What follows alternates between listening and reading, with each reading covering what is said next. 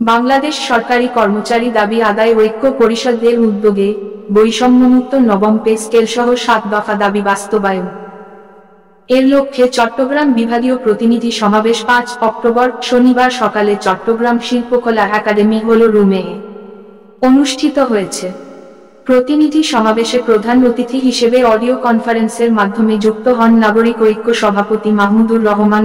সরকারও নয়, কোন স্থায়ী সরকারও নয়, তারা একটা অন্তর্বর্তী সরকারের জন্য সময়ের জন্য এসছে, ২ বছর পর্যন্ত তারা থাকবে। আমরা তাদের কাছে দাবি জানিয়েছি যতদূর পর্যন্ত বৈষম্য দূর করা আপনাদের পক্ষে সম্ভব হয়, যতদূর পর্যন্ত সংস্কার করে ভালো সমতা আনতে পারে ততদূর পর্যন্ত আপনারা করবেন। প্রধান আলোচক হিসেবে যুক্ত হন গণসংহতি আন্দোলন প্রধান সমন্বয়কারী জোনায়েদ আব্দুর রহিম সাকি।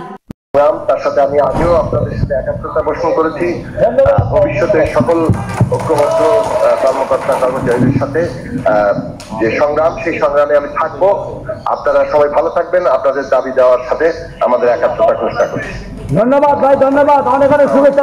বিভাগীয় সমন্বয়ক শরীফুল্লাহ র সভাপতিত্বে মনোয়ার হোসেন এর সঞ্চালনায় এতে আরো বক্তব্য রাখেন নাগরিক ঐক্য কেন্দ্রীয় কমিটির সাংগঠনিক সম্পাদক সাকিব আনোয়ার এবং সমন্বয়কারী নুরুল আফসার মজুমদার সহ হাসান মারুফ রুমি, ওয়ারেছ আলী, আসাদুল ইসলাম, খায়ের আহমেদ মজুমদার, আব্দুল হালিম, দাবির উদ্দিন, নূর আলম সহ আরো অনেকে।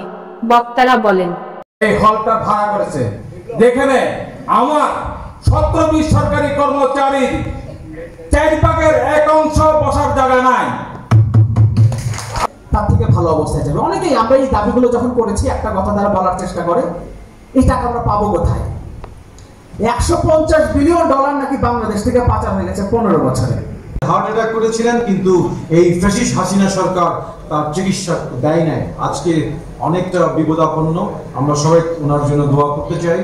একজন ব্যক্তি রাষ্ট্রের আমাদের জননেতা মাহমুদুর রহমান মান্না ভাই, তিনি আমাদের দাবির সাথে ঐক্যমত্য পোষণ করেছেন। গ্রামের সরকারি কর্মচারী বৃন্দ বিশেষ করে দাবি আদায় ঐক্য পরিষদের সাথে ঐক্যবদ্ধভাবে কাজ করব। আগামী দিনে দাবি আদায়ে আমরা সক্রিয় ভূমিকা রাখবো।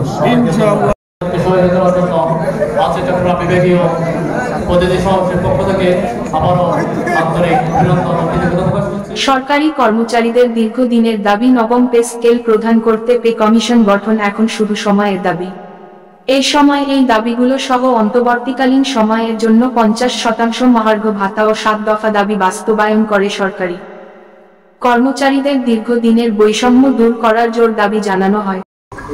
যে বাংলাদেশ আমাদের সবার কাঙ্ক্ষিত করেছি, করছি এবং ভবিষ্যতে করব। জনগণের কোন সংগ্রাম পিছা যায় ইনশাআল্লাহ। সরকার মানে সরকারের যুগ্ম হিসেবে কিন্তু প্রশাসন ছাড়া আমি এখন যে ডাক্তারের কাছে গেলাম, সেই ডাক্তারকে রিপ্রেজেন্টেটিভ তিনি বলি সরকারি কর্ম রাখতে পারেন, আরো বেশি উচ্চকারী এখন যে সরকার আছে পারে, আমরা তাদেরকে সহযোগিতা করব। উপভোগ্য আমি আমার সাথে যারা আছে প্রকাশ করছি যে আমি আপনার কথা বলাও তারা করতে যায় না, যাতে আমাদের উপর প্রেশার পরিস্থিতি আপনারা আছে।